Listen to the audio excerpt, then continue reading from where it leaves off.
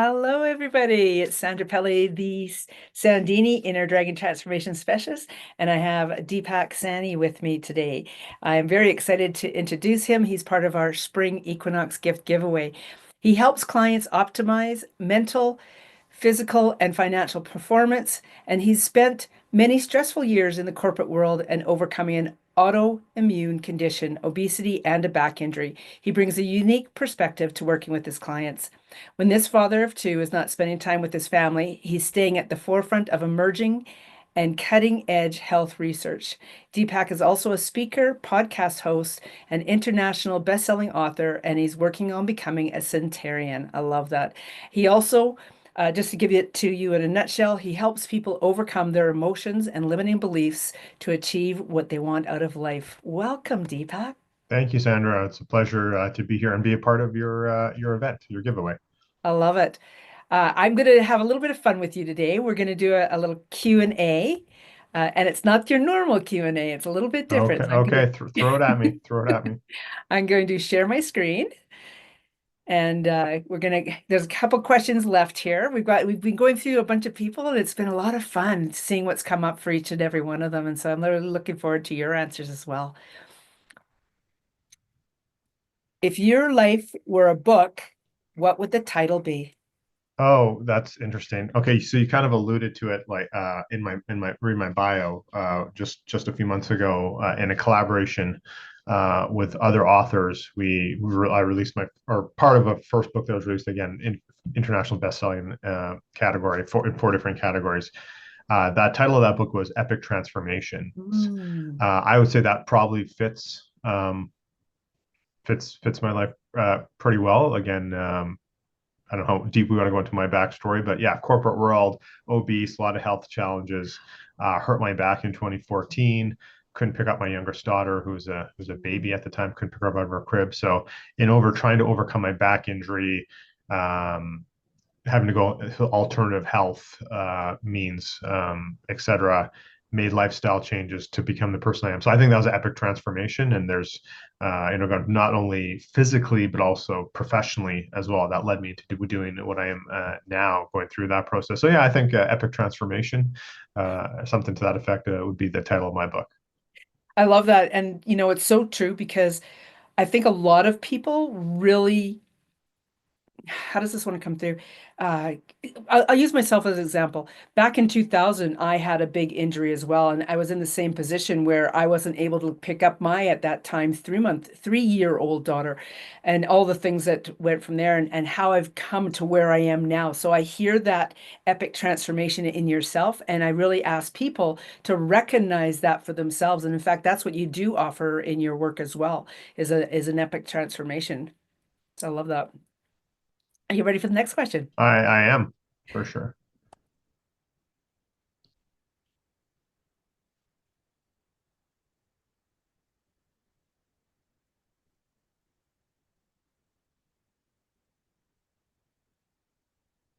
Ooh, if you could have any superpower, what would it be and why?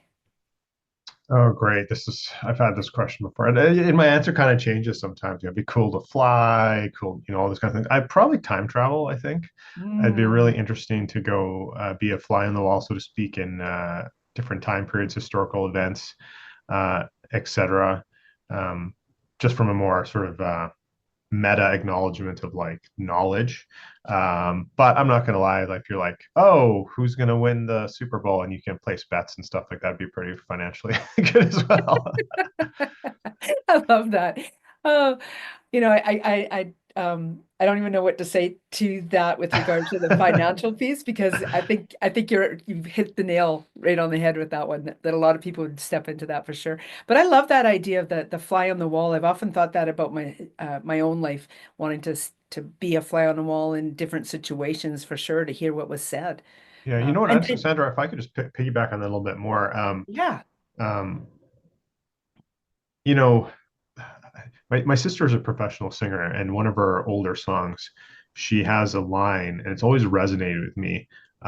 History is written by those who won, right? So all our history is based on those who got to raise the flag, we won, whatever. And then, you know, and I think things are getting better nowadays. Like there's a lot of awesome documentaries. And you go back and you're like, you know, the Cold War, World War II, like whatever. And you're like, oh, I didn't know that. They didn't teach that in school or whatever. Like there's always two sides to any issue. So again, going back in time, it's like, ah, it's not like I'm just gonna just because it's top of mind. I'm not going to just um, setting aside current events, right? It's like, Yeah. oh, it's easy to like, oh, we can blame the Russians for everything. It's like, well, no, the U.S. and the West made a lot of mistakes during the Cold War Yeah. too. When you actually get the research, not the research, you know, documents are finally released, and you actually get the full picture. People are finally feel free to like speak out who played parts of the role. You know, it's not all just what like, you know, the presidents or the prime ministers or whomever said, right? So again, being that fly in the wall, like, oh, that's what really happened. Be really, Yeah. really interesting. Yeah. Yeah, I know. I get where you're coming from because my sister said something, or my daughter said something. I think it was my daughter actually. She said something to me the other day about Canada's role way back when, and I was like shocked because we come across as this beautiful, polite country, and yet we have some dark background as well. So I love that you expanded on that because that is very important that we know so much more than what is actually documented. And when I say documented, I mean, like you said, we hear the stories of the people who won versus all the stories. Yeah, Right. very powerful. Yeah. So the next question for you,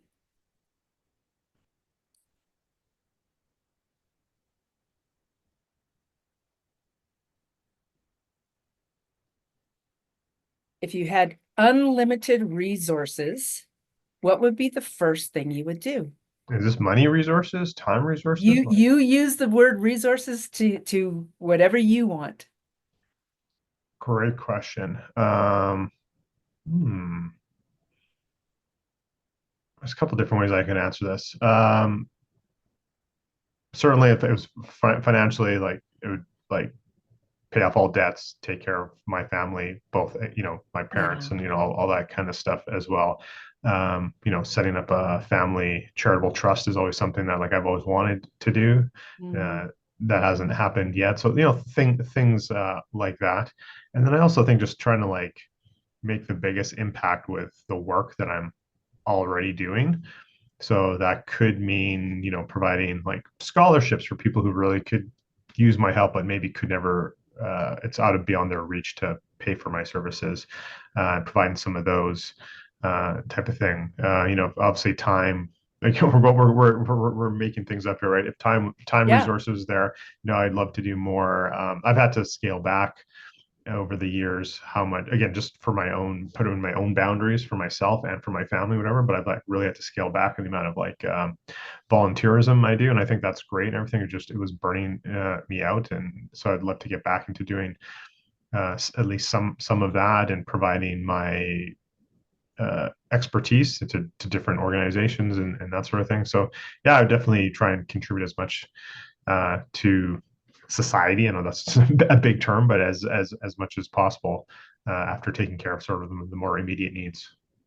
I love that. What I heard you say is that you would love to, of course, take care of your family, leave a legacy, as well as really, I could feel like I really, really felt your compassion and your sincerity when you spoke about wanting to help others in the manner of scholarships and that.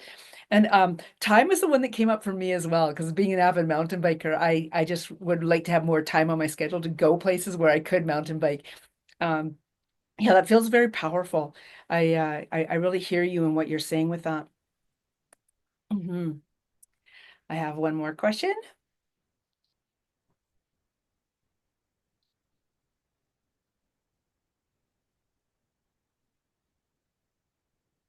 Oh, here's an off the wall one for you. If you could describe your energy in a color, what would it be and why?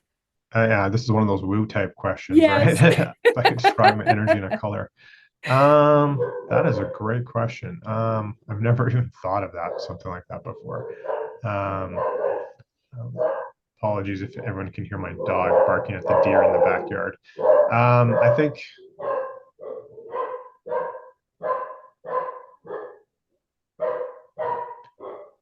you know what's coming to mind here. So just a couple days before we were recording this, I released my latest podcast episode, and my daughter actually interviewed me. It was the first time we had the tables turned where I was being interviewed on my show, and it was my older daughter who interviewed me. And she asked me my favorite color, and which is blue. And so that's what kind of popped up for me as like my energy as of like hopefully no one's perfect, but hopefully positivity resonating out of just like this blue light. And then what also came to mind, and maybe it's just a bit, into Deepak's sci-fi nerdiness, like huge Star Wars type person, right? The Jedi lightsabers are always like blue and green, right? Like positive energy, right? So, yeah, that's what blue, I guess, is my answer. It's a long-winded way to say that. No, that was awesome because now we got to know a little bit more about you too with the Star Trek reference and the laser. I love that. How old's your oldest daughter? She will be 14 later this month. I love that. I love that she's taking an active role like that. Yeah, Yeah, she actually beautiful. does work a little bit in my business doing some admin stuff, so she can, have some pocket money. Yeah, yeah. We used to do that with our kids too, and when we had the trucking company way back when. Yeah.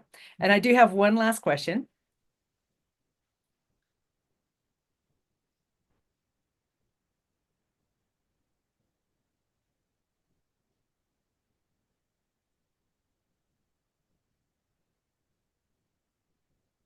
What is your favorite thing to do when you have a free afternoon?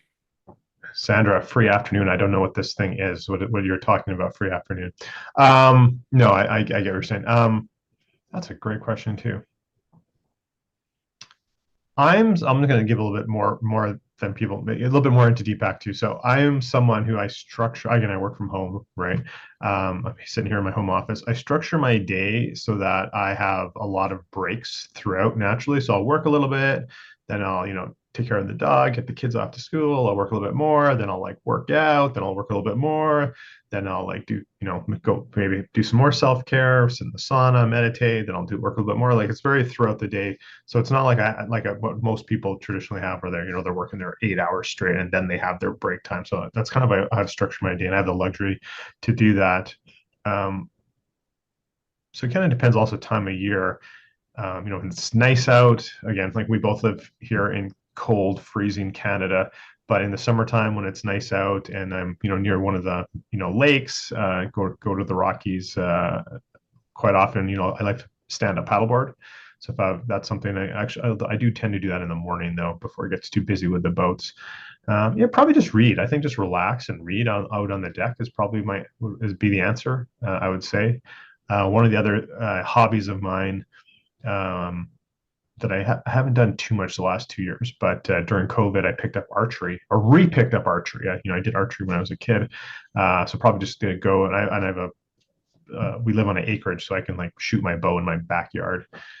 So yeah, maybe just go either sit in the sun, read a book, or go in my backyard and shoot my bow. Wow. I've known you for over a year and a half, and I know more about you now than I have in that whole year. I'm so glad we did this. I love that. I can picture you with the archery and that. And you just got back from a tropical vacation as well. So I imagine that there are specific times like a vacation with your family like that where you do honor that time versus the having all of it be about work or something like that, right? Yeah, absolutely. And like we were gone for 10 days, and I got like a book and a half read. I'm a pretty avid reader, so the last couple of years probably averaged about 2 books a month. So yeah, Mm. like February, knocked off like one and a half books in those 10 days. Because again, you just sit, relax, let the nice warm tropical Caribbean breeze blow on me, and read my book. So I actually do have another personal question I want to ask you is about the book choices. Are they fiction or are they nonfiction? Great question. I get that asked fairly often. I always read nonfiction books. There's nothing wrong. I just take as like if I get all my fiction from watching movies and TV shows and that sort of thing. So I like reading about topics in what I do that relate to business or relate to health, marketing, etc., or even just like history and that sort of thing. Or actually, the book I'm currently reading is I did a little bit. there's one small thing. It's not one of the main things I do, but I also do like executive coaching. It's a very small part of my business, and I have a relatively new client. Talked about some challenges they're having. I said, "Oh, you should read this book called Crucial Conversations." I'm like, I actually have it back on my shelf. So that was a record. That was a homework assignment takeaway for them to read that before our next session, or at least pick it up. And then I thought, it's been a long time too. So I picked it up off my shelf and I'm rereading it again. It's probably been at least 15 years since I read that book. So again, communication, marketing, business, obviously health and wellness type of things, history, what have you. So yeah, but all nonfiction. I love that. And it really t makes a lot of sense to pick up a book that you've read before because you're a totally different person now reading it now, and your knowledge base from where you read it before is so much more expansive. So I love that. Really, Yeah, really great absolutely. And advice. and and the other thing, I'm just going back to talking about my older daughter again. She one of the admin tasks sometimes if I read a book, I was like, oh, there's some really good stuff in here. I wanna and I'll like flag it. And I'm like, can you just write a summary or like because these things are just like typing, right? That's a good admin task for her. And then she gets into it too, and she'll ask me questions about. So she's learning about things. And then there's other books, um, like like The Millionaire Next Door or something. Again, rereading, I was like, oh yeah, right. Like I'm getting a different appreciation from it 10, 20 years later, that or or like Rich Dad Poor Dad or something like that. And then I'll give that to my daughter also, not as a admin task to, but I was like, yeah, you might want to read this. And then she like reads it and she comes with questions and so I think my daughter pretty much, just picking on Rich Dad Poor Dad, she's like, I don't know if I want to be an employee, Dad. That seems like, it's like exactly business owner, honey. you know? I really admire what you're doing. I think a lot of people that are in my realm, in my communities, are really about how are we helping the kids and children move forward in a more powerful or empowered manner versus the way we've been raised ourselves, and that has been the issue for millenniums. So I really appreciate you doing that. Yeah. Let's go swing around to the spring equinox, the gift giveaway. You have a gift. For anybody who's watching this during, Deepak is one of our celebrity contributors. Do know that if you're watching this after the fact, this information about Deepak will always be there, and he will always have something remarkable to give to you. So please do reach out to him. In the meantime, for this gift giveaway, the Spring Equinox gift giveaway, he's got this incredible gift called Debunking 5 Personal Development Myths. Would you like to tell us a little bit about that? Absolutely, absolutely. And I think this even is obviously useful at any time, right? But there's these transition periods of the year and sometimes transition periods of our life where we need a little, or we can use a little help along the way, maybe a little, kicking our pants to sort of actually move us forwards. So first of all, I just want to preface like any sort of modality, any sort of personal development is all great. It all plays a role. It just depends where we are on our journey and what we really need at the time. So everything's great. So I don't want to. I want to be clear up front with that. But that being said, there are certain techniques or modalities that other people teach that are maybe not as effective as they could be. So examples being affirmations, vision boards, these sort of mindset tools. Again, it's not that they don't work. I'm coming more from a place of like, are they meeting you where you're at the time? And also, how long do they last? I've done all these sort of things, Sandra. You probably have. Probably everyone listening or watching this has at the point these like raw, get you going type of things. And that's fantastic. But how long is it lasting? Like, for me, sometimes it's like by the end of the day, that raw is gone. Sometimes it's like a couple weeks and then they fade away and sometimes they just never catch. So again, I'm just trying to talk about not poo-pooing them, but some of the limitations they do have, and then give some alternatives of what I think are more longer lasting personal development things to really get you over, negative emotions, limiting beliefs, et cetera. So you can actually move forward in both your personal and professional life as well. I love this. And you're so accurate. There are definitely people who will create the vision board and then that's it. They never pick it up again, ever.